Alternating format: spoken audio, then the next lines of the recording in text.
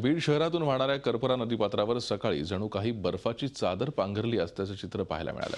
तब्बल 1 किलोमीटरपर्यंत करपरा नदीपात्रावर फेस दिसून येत होता। हा फेस वाऱ्याने उडून बाजूच्या शेतात जात होता।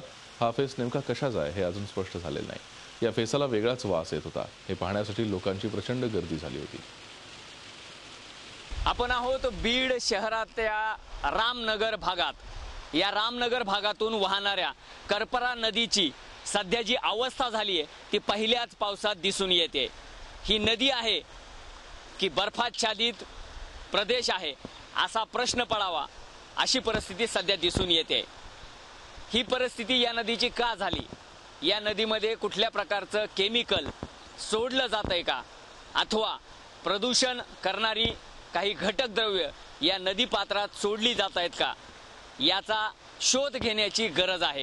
कारण तब्बल 1 किलोमीटरचं पात्र या नदीचं प्रदूषित झाल्याचं दिसून येतंय। एक वेगळ्याच प्रकारचा फेस या नदी पात्रात संपूर्ण आच्छादलेला दिसून येतोय।